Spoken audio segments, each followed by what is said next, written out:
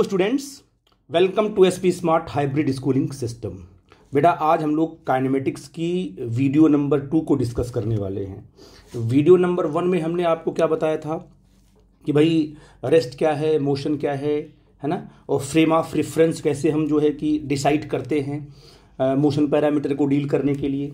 ठीक है ना। आज जो हम लोग डील करने वाले हैं वो हम देखेंगे टाइप्स ऑफ मोशन, क्योंकि बिना इसको पढ़े हम लोग आगे बढ़ नहीं सकते हैं। कितने टाइप्स के मोशन होते हैं तो 1 बाय 1 करके देखेंगे हम लोग। तो सबसे पहले मैंने पॉइंट आउट किया यहाँ पर, देखो ध्यान से। मैंने कहा कि पहला टाइप्स ऑफ मोशन में मैंने पहला लिया 1 डायमेंशनल मोशन, जो कि हमें पहले पढ़ना है, जिसे बोलते हैं स्ट्रेट लाइन मोशन।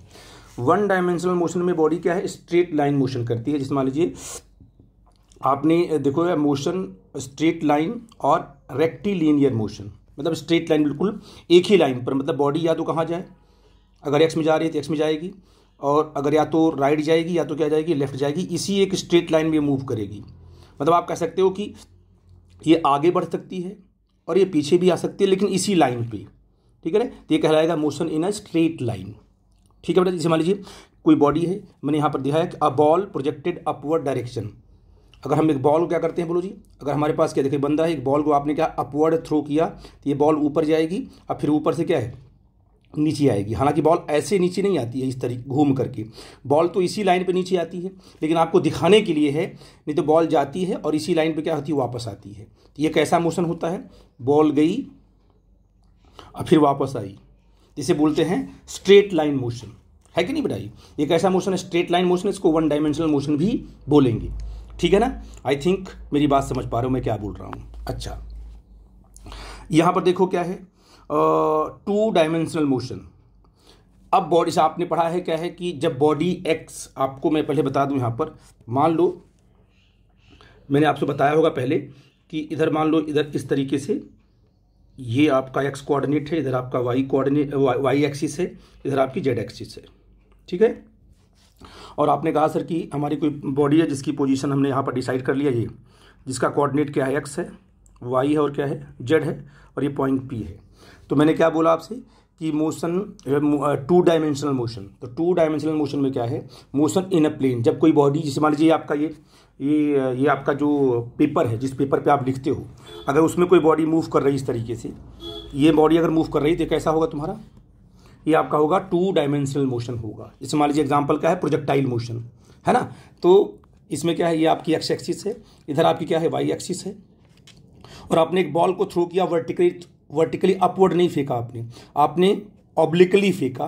तो आप बॉडी जो है ये मान लीजिए, जैसे मैंने बताया ना कि आपका, जैसे मान लीजिए एक बॉलर है और एक बाउंड्री पे फील्डर है। तो फील्डर ने क्या किया, बॉलर को बॉल फेंकी, तो देखो प्रोजेक्टाइल पाथ बनाते हुए बॉल जाएगी। तो बॉल का पाथ कैसा होगा, 2 डायमेंशनल पाथ होगा। मतलब इसमें एक्स भी आएगा और क्या आएगा, वाई भी आएगा। तो हम कहेंगे बॉडी कैसा कर रही है, 2 डायमेंशनल मोशन कर रही है। ठीक है बेटा जी। अगर एक बॉडी क्या है, एक प्लेन में सर्कुलर मोशन कर रही है, तब भी वो 2 डायमेंशनल मोशन है, क्योंकि उसमें एक्स है और वाई दोनों ही चेंज हो रहा है। ठीक है ना। जब एक्स कोऑर्डिनेट और वाई कोऑर्डिनेट दोनों ही चेंज होने लगते हैं टाइम के साथ साथ, तो कहते क्या है कि बॉडी क्या है, 2 डायमेंशनल मोशन कर रही है। 3 डायमेंशनल मोशन में क्या है कि बॉडी के तीनों कोऑर्डिनेट्स चेंज, जो बॉडी के तीनों कोऑर्डिनेट्स है, एक्स है, वाई और जेड, क्या है, तीनों ही चेंज होते हैं। तो मोशन इन अ स्पेस, जब बॉडी कहाँ मूव करती है, स्पेस में। जैसे एरोप्लेन है तो कौन सा मोशन करती है, 3D मोशन करती है। जैसे मान लीजिए मोशन ऑफ काइट, पतंग है ना आपकी पतंग, तो पतंग देखो रैंडम मूव करती है, ऊपर भी जाएगी, राइट भी, लेफ्ट भी, अप भी, डाउन भी। तो वो कहाँ मूव कर रही है, वो स्पेस में। तो उसे बोलते हैं 3 डायमेंशनल मोशन। कभी कभी क्या है, कभी कभी आप जब पर्वतों पे चढ़ते हो ना, कभी माउंटेन पे आप चढ़ते हो, तो वो भी आपका 3D होता है। जैसे माउंटेन चढ़ने का मतलब क्या होगा कि आप जाते हो तो एक तो आपका इधर हो जाएगा, फिर आप टर्न भी करते हो ऐसे ऐसे, बोल बच्चा जी, तो आपका 2D हो गया, और साथ साथ आप हाइट भी गेन कर रहे हो, है ना। तो भाई देखो ना, इसमें एक तो मान लीजिए स्ट्रेट लाइन हो गया, और राइट लेफ्ट आप मुड़ भी रहे हो, तो 2D हो गया ना आपका, क्योंकि एक इसमें 2 डायमेंशन हो गया, और साथ साथ क्या कर रहे हो आप, हाइट को भी गेन कर रहे हो। तो आपका क्या है, एक्स आ गया, वाई आ गया, और ऊपर की तरफ क्या आ गया, जेड आ गया। तो वो भी मोशन क्या कहलाएगा, 3 डायमेंशनल मोशन कहलाएगा। जब कोई बॉडी स्पेस में मूव करती है तो हम कहते हैं वो क्या कर रही है, 3D मोशन करती है। ठीक है बेटा जी। कभी कभी थोड़ा थोड़ा बच्चों को कन्फ्यूजन होता है कि मान लो इस तरीके से कोई बॉडी चल रही है ऐसे स्ट्रेट, ये बॉडी का पाथ है। तो बच्चों को लगता है कि अगर ये बॉडी का पाथ है तो इसमें एक्स भी आ गया और इसमें वाई भी आ गया, ऐसे इधर एक्स भी आ गया और वाई भी आ गया, तो इसमें एक्स वाई दोनों ही चेंज हो रहे हैं। तो क्या ये बॉडी 2 डायमेंशनल मोशन कर रही है? ये बॉडी 2 डायमेंशनल मोशन कर रही है? नहीं। अगर स्ट्रेट पाथ है, चाहे वो स्पेस में हो रहा हो, चाहे वो प्लेन में हो रहा हो, कहीं भी हो रहा है, अगर स्ट्रेट लाइन पाथ है, बॉडी अपनी डायरेक्शन को चेंज नहीं कर रही है। डायरेक्शन को चेंज करने का मतलब राइट लेफ्ट नहीं मुड़ रही है, हाँ, वो जस्ट वापस हो सकती है। बॉडी गई और उसी लाइन पे वापस आ गई, तब तो वो स्ट्रेट लाइन मोशन माना जाएगा, चाहे वो कहीं भी मोशन हो रहा हो। आई थिंक मेरी बात को समझ पा रहे हो। स्ट्रेट लाइन मोशन ही कहलाता है 1 डायमेंशनल मोशन। ठीक है बेटा जी। हाँ, अगर ये बॉडी मान लीजिए थोड़ा सा टर्न हो रही है, आगे बढ़ रही है, तब ये 2D कहलाएगा। क्या कहलाएगा? ये 2 डायमेंशनल मोशन कहलाएगा। सीधी सी बात है, इस बात हम आपकी चर्चा बाद में करेंगे, बट आप समझो कि एक्स वाई जेड 3 कोऑर्डिनेट्स होते हैं। तीनों में से क्या, अगर तीनों के तीनों चेंज हो रहे हैं, इसका मतलब बॉडी कहाँ है? स्पेस में है, उसे बोलेंगे 3 डायमेंशनल मोशन। आई थिंक मेरी बात आप समझ पा रहे हो। मैं अगले टॉपिक पे आता हूँ बेटा जी, बड़ी इंपॉर्टेंट टॉपिक है। अब हमने फ्रेम ऑफ रेफरेंस पढ़ लिया, टाइप्स ऑफ मोशन पढ़ लिया, 1D क्या होता है, 2D क्या होता है, 3D क्या होता है। ठीक है, अब हम लोग डिस्कस करेंगे कि डिस्टेंस, जो आपका मेन टॉपिक है डिस्टेंस है। अब आ गया तुम्हारा मोशन पैरामीटर। ये सब क्या है? मोशन पैरामीटर है। डिस्टेंस की चर्चा करने वाले हैं। हमने क्या कहा कि actual length of the traverse, एक मिनट, यहां पर थोड़ी सी ऑफ द बॉडी है ना, हाँ बॉडी लिखना होगा, of the actual length of the particle या तो बॉडी ट्रैवर्स बाई, सॉरी ये होगा तुम्हारा कि actual length traverse by the particle between the initial and final position is called the distance. Actual path length, simple सी बात हम बोलेंगे, क्या बोलेंगे कि जो हमारे एक्चुअल पाथ लेंथ,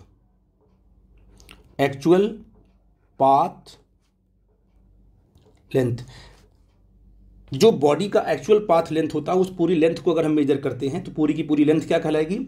डिस्टेंस कहलाएगी। क्या कहते जी? डिस्टेंस कहलाएगी।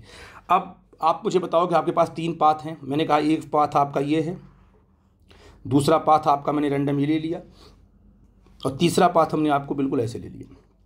अब आप ए से बी पर जा रहे हो तो 3 पाथ को फॉलो कर रहे हो। ये पहला पाथ, ये दूसरा पाथ, ये तीसरा पाथ, है ना।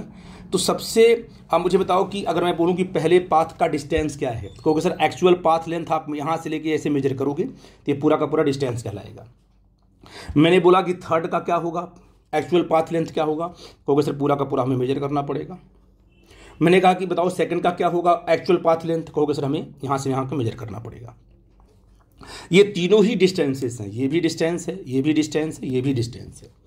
लेकिन एक स्पेशल टाइप की डिस्टेंस यहाँ आ गई कि सबसे छोटी डिस्टेंस ये है ना बेटा जी। तो सबसे छोटी डिस्टेंस जो होती है ना, उसको बोलते हैं डिस्प्लेसमेंट। डायरेक्ट अगर आपने ए और बी को क्या किया, ए और बी को अगर आपने डायरेक्ट मिला दिया तो ये डिस्टेंस क्या बन जाएगी? डिस्प्लेसमेंट। ठीक है ना। तो चाहे जो भी रास्ता आप यहाँ से यहाँ तक बना लो, तो हर एक डिस्टेंस, जो भी डिस्टेंस होगी वो इससे तो बड़ी ही होगी। सबसे छोटी distance, shortest distance between 2 points, जिसके पास डायरेक्शन भी आ जाएगी, उसे बोलेंगे डिस्प्लेसमेंट। तो मुझे बताओ कि डिस्टेंस और डिस्प्लेसमेंट में क्या रिलेशन बनेगा।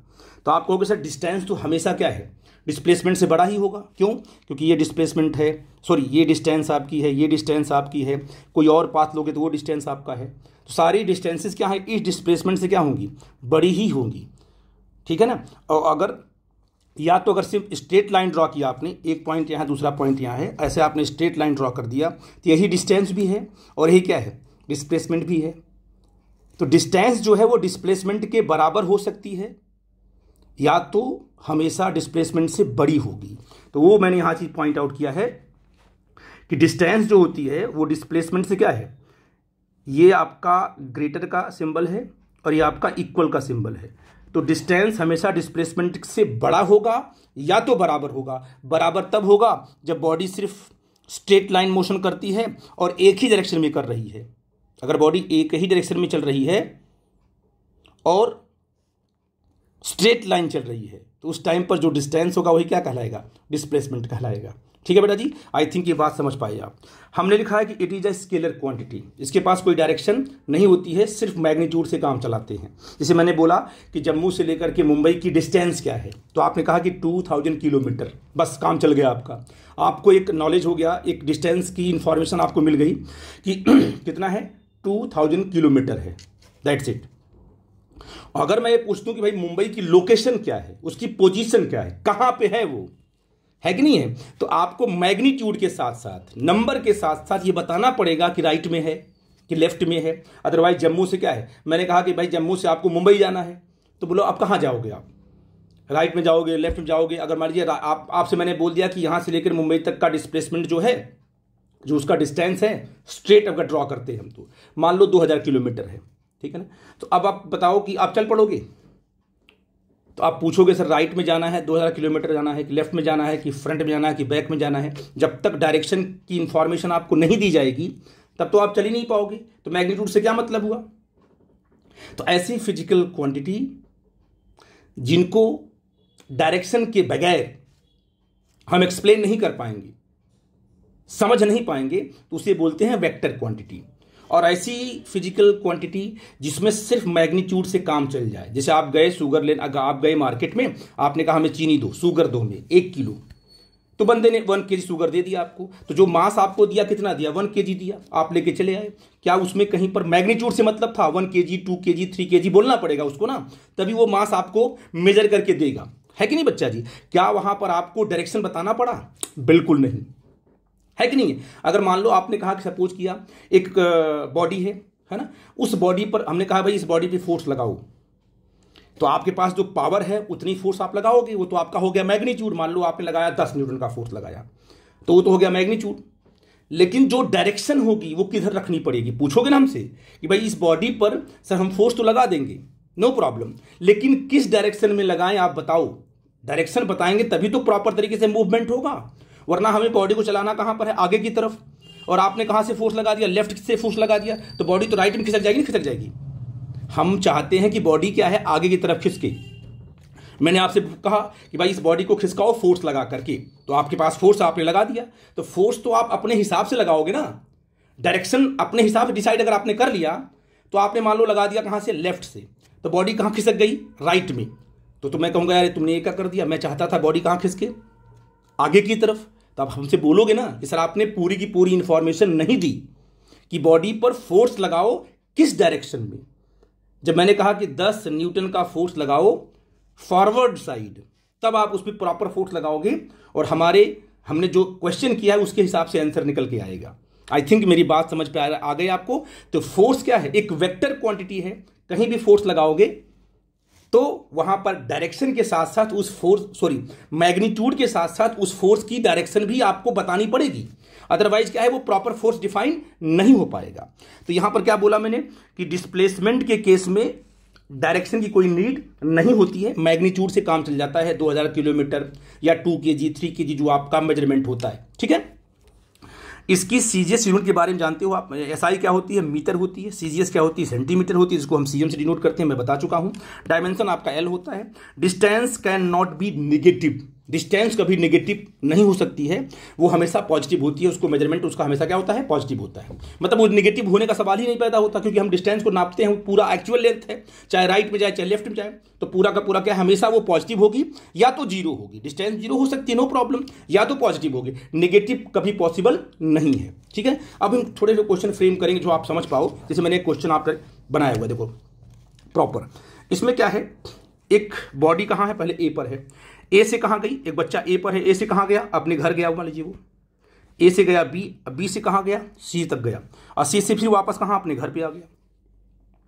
अब इस बच्चे ने कुल कितना डिस्टेंस कवर किया, तो क्या करोगे आप, कहोगे डिस्टेंस अगर निकालनी हमको है, क्या करोगे, टोटल ये वाला लेंथ, ये वाली लेंथ, ये वाली पूरी लेंथ को ऐड करोगे तो टोटल डिस्टेंस आएगा। डायरेक्शन से कोई मतलब नहीं है, तो आप क्या बोलोगे, आप कहोगे सर 3, डिस्टेंस की अगर हम बात करें कि डिस्टेंस कितना उसने कवर किया, तो क्या होगा, देखो आपका 3 + 4 + 5, 3 + 4 + 5, ये आपका कितना आ जाएगा, ये जाएगा 12 मीटर, देखो ये डिस्टेंस कितना आ गया तुम्हारा 12 मीटर आ गया। यहां पर कहीं भी डायरेक्शन का हमने जिक्र किया? बिल्कुल नहीं किया। तो आई थिंक डिस्टेंस को आप समझ गए। टोटल पाथ लेंथ आप ऐड करके दिखा दो तो आपका डिस्टेंस बन जाएगा। ठीक है बेटा जी।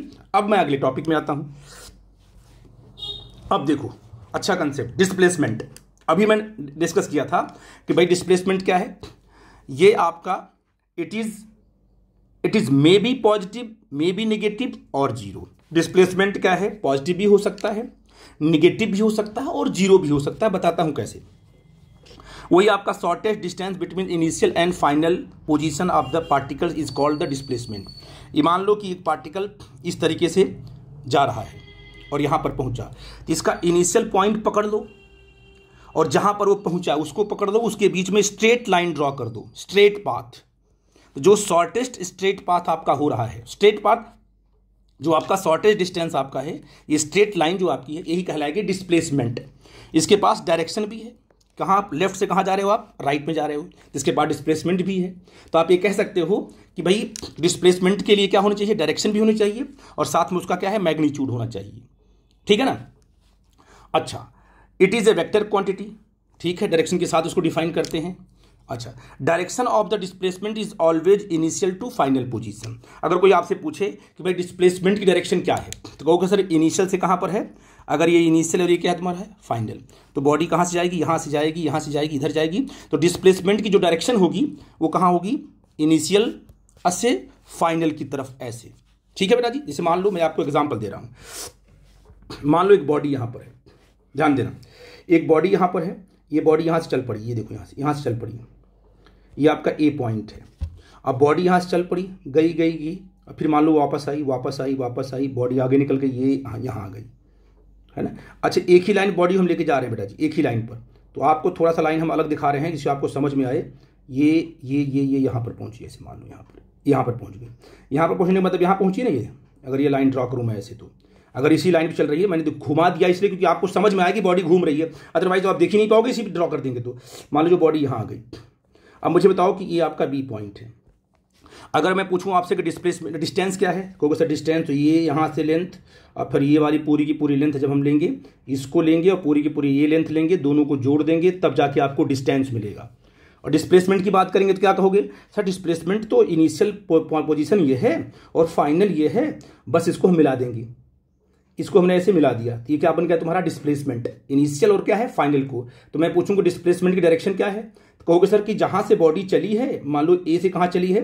बी पर चली है, तो ए से लेकर बी तक उसका डिस्प्लेसमेंट की डायरेक्शन होगी। उल्टी बनाओगे तब, पहले इनिशियल पकड़ो, फिर क्या पकड़ो? फाइनल पकड़ो, फिर इनिशियल से क्या ड्रॉ कर दो? बी की तरफ एक एरो ड्रॉ कर दो, फाइनल पोजीशन की तरफ एक एरो ड्रॉ करोगे, तो ये क्या कहलाएगी? उसकी डायरेक्शन कहलाएगी। बच्चे बड़ा कंफ्यूज होते हैं क्योंकि बॉडी जब यहां चली है तो वो क्या करते हैं? बी से लेकर ए तक बनाते हैं डिस्प्लेसमेंट की, बी से लेकर ए तक, जो कि गलत हो जाता है। डिस्प्लेसमेंट की डायरेक्शन हमेशा क्या है? इनिशियल पॉइंट से लेकर कहां तक? फाइनल पॉइंट के बीच में आपको ड्रॉ करनी होगी। आई थिंक मेरी बात आप समझ गए।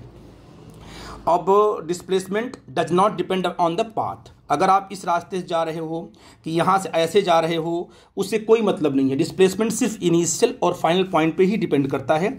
डायरेक्ट आपको मिला हो, आप कहीं से भी घूम के ऐसे आ रहे हो, डिस्प्लेसमेंट से कोई मतलब नहीं है। डिस्प्लेसमेंट तो आपका वही होगा जो पहले था, क्योंकि शॉर्टेस्ट इनिशियल और फाइनल पोजीशन दोनों अगर नहीं बदलेगी तो डिस्प्लेसमेंट नहीं बदलने वाला है। हाँ, डिस्टेंस बदल जाएगी, नो प्रॉब्लम, क्योंकि वो एक्चुअल पाथ लेंथ पर डिपेंड करती है।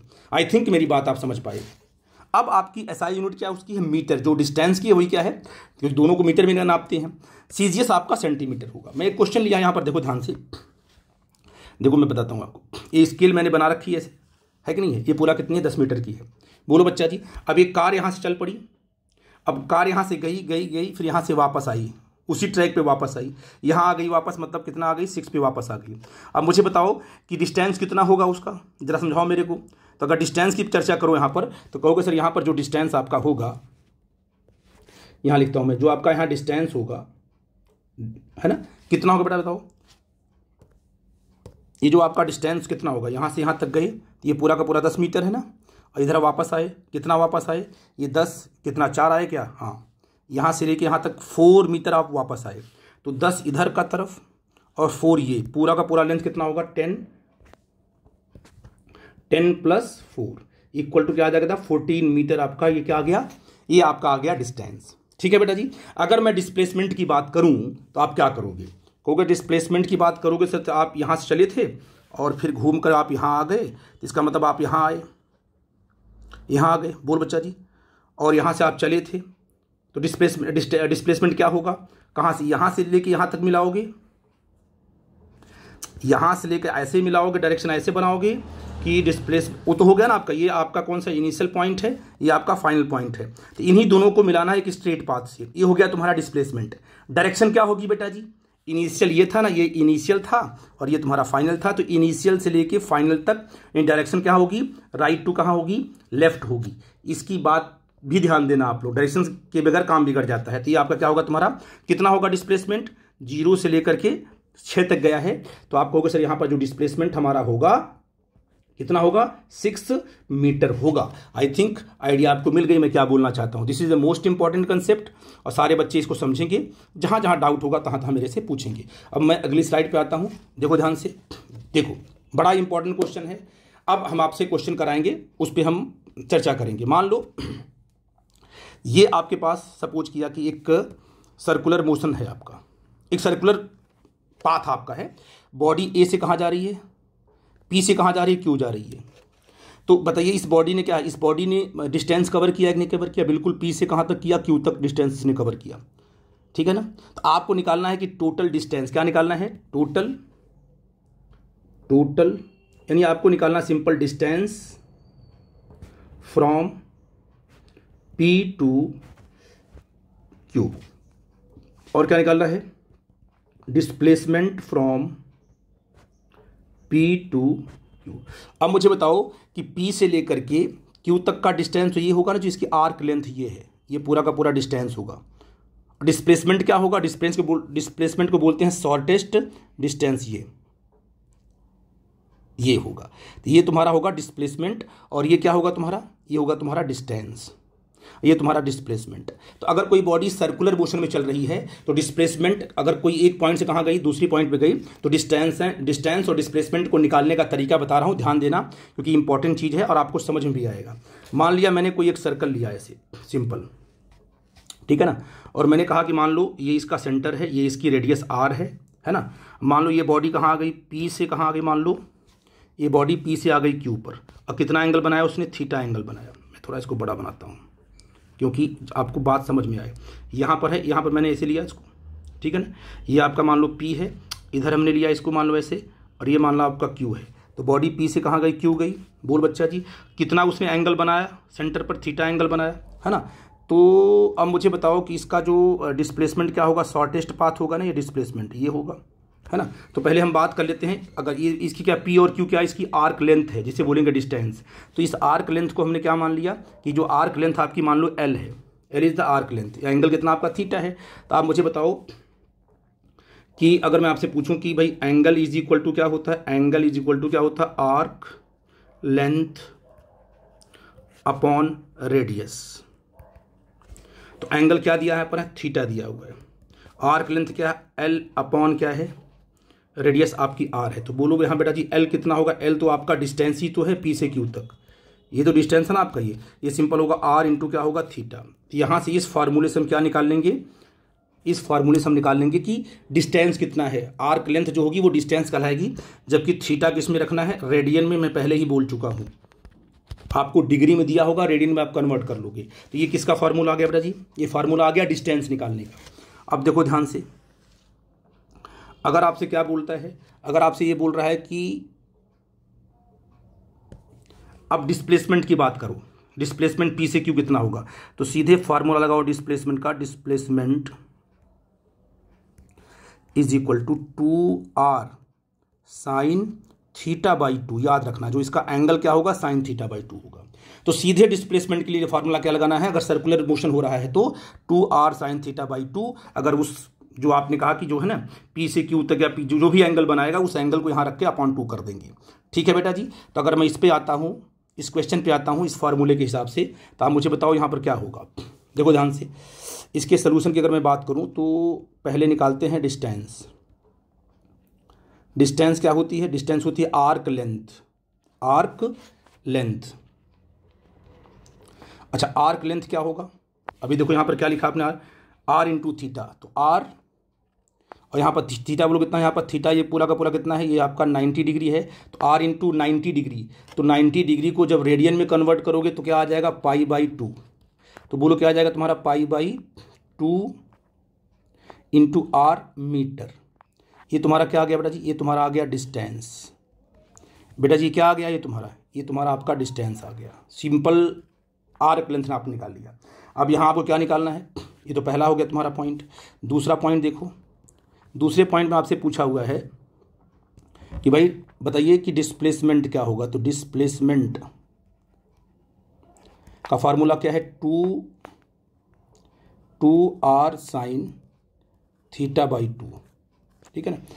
अब मुझे बताओ क्या हो जाएगा तुम्हारे यहाँ से, इसका कितना है, ये तुम्हारा हो गया 2r, इसकी रेडियस हो गई, और थीटा कितना है, साइन है ना, कितना है 90 है, तो 90/2 कर लो ऐसे।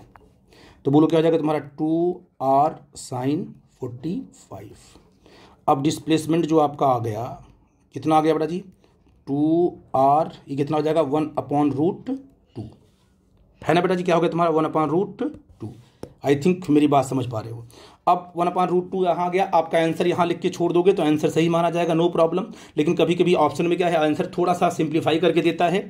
तो आप यहाँ क्या लिखोगे कि जो आपका डिस्प्लेसमेंट आएगा, √2 से ऊपर नीचे हम मल्टीप्लाई कर देंगे, 2r जो का त्यों कर दिया, नीचे क्या है √2 इंटू √2 अपॉन, रैशनलाइज कर दिया इसको, तो √2 कितना होगा, इन दोनों का मल्टीप्लाई करेंगे। अगर इन दोनों को मल्टीप्लाई करेंगे सिंपल 2 आ जाएगा, √2 इंटू √2 2 आ जाएगा, ये 2 से कट जाएगा, क्यों बच्चा जी। तो आप सिंपल यहाँ क्या करोगे, ये पूरा का पूरा दोनों √2 ये 2 से कट गया, तो ऊपर क्या बचा, सिर्फ √2 बचा। तो जो डिस्टेंस आपका आया, डिस्प्लेसमेंट आपका आया क्या आया, √2r मीटर। ठीक है बेटा जी, आई थिंक ये मेरी बात आप समझ गए जो मैं बोल रहा था आपसे। और ये बड़ा इंपॉर्टेंट है सारे बच्चों को समझने के लिए जरूरी, क्योंकि बच्चा जब समझता है इसको तभी काम कर पाता है। ठीक है बेटा जी, आई थिंक ये बात समझ में आ रही है आपको। तो इस तरीके से हम लोग कैलकुलेशन करते हैं। कोई डाउट होगा तो मेरे से डिस्कस करना। ठीक है बेटा जी, थैंक यू वेरी मच।